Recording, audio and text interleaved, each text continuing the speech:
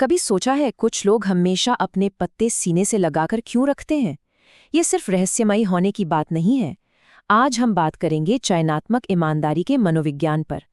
मतलब ये समझने की कोशिश करेंगे कि आखिर क्यों सबसे समझदार लोग भी वो सब कुछ नहीं बताते जो वो जानते हैं। तो चलिए सीधे मुद्दे पर आते हैं। हम सब कभी ना कभी उस सिचुएशन में जरूर रहे हैं, है ना? उस जाल में फंस जाते हैं जिसे मैं कहता हूं अति ईमानदारी का जाल। और यकीन मानिए ये मामला उतना सीधा है नहीं जितना लगता है। और यही वो सवाल है जो कई बार सोने नहीं देता। बहुत ज्यादा अच्छा होना अक्सर उल्टा क्यों पड़ जाता है? ये उस एहसास के बारे में है जब पता चलता है कि अपनी दयालुता को लोग कमजोरी समझ बैठे हैं। और सच कहूं तो एक बहुत कड़वा सच है जिसका सामना करना ही पड़ता है। ये बात दिल तोड़ने वाली है कि नहीं?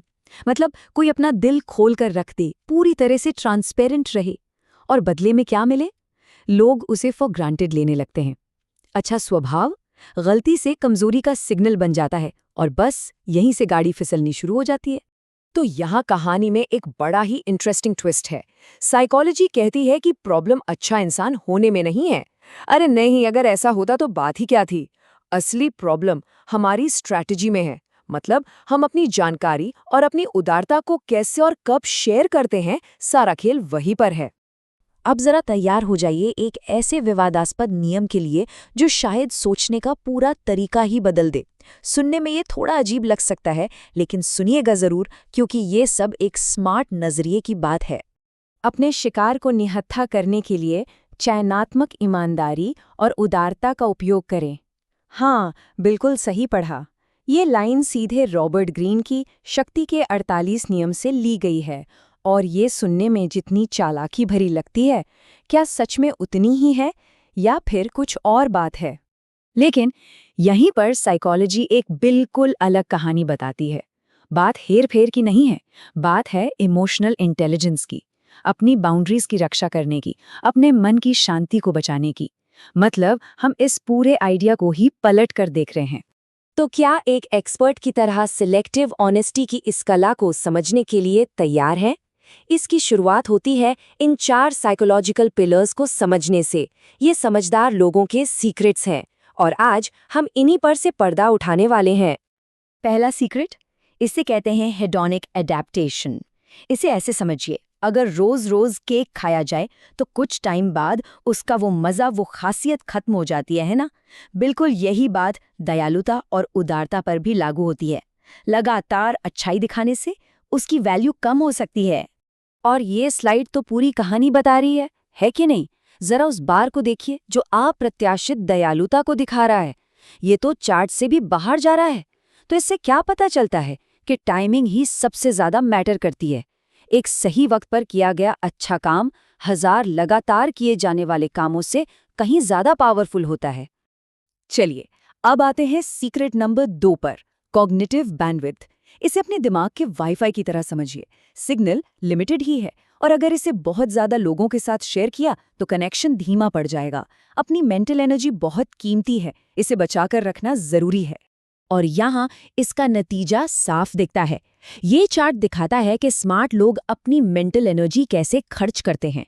देखिए, वो ज्यादा शेयर करने से बचते हैं, अपनी बैटरी बचाकर रखते हैं। ये कोई स्वार्थ नहीं है, ये है सेल्फ प्रेजर्वेशन। बर्नआउट से बचने का यही तो तरीका है। सीक्रेट नंबर 3 तो एक असली गेम चेंजर है, सिलेक्टिव सेल्फ प्रेजेंटेशन।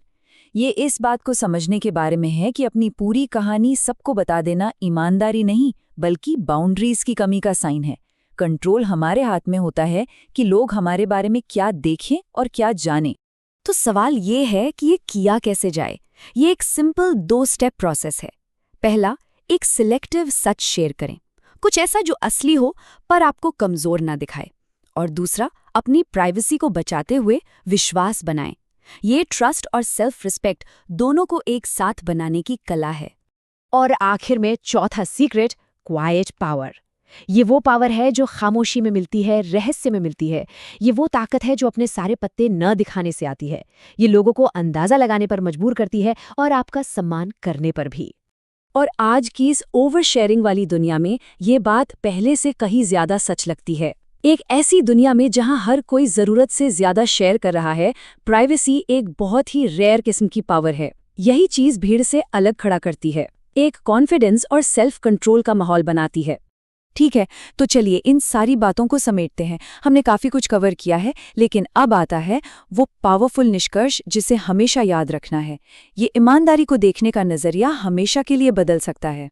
तो एक बात बिल्कुल साफ समझ लीजिए, अपने टाइम, एनर्जी और जानकारी को लेके सिलेक्टिव होना कोई कमजोरी नहीं है। ये कोई कैरेक्टर की कमी नहीं है, ये स्वार्थ नहीं है, ये स्मार्टनेस है, ये सेल्फ प्रिजर्वेशन है। इसे अपने सबसे बड़ी सेल्फ केयर रूटीन की तरह देखिए। ये अपनी मेंटल और इमोशनल हेल्थ को प्रोटेक्ट करने के बारे में है। ये अपने जीवन की कहानी का कंट्रोल अपने हाथ में रखने और अपनी शर्तों पर जीने के बारे में है। तो इस अंतिम विचार के साथ बात खत्म करते हैं। ईमानदारी एक तोहफा है और हर कोई इसके लायक नहीं होता। इसे यूं ही मत बांटिए, इसे उन लोगों के लिए बचाकर रखिए जिन्होंने वो विश्वास कमाया है। इसे सोच समझकर, समझदारी से और अपनी शर्तों पर दीजिए।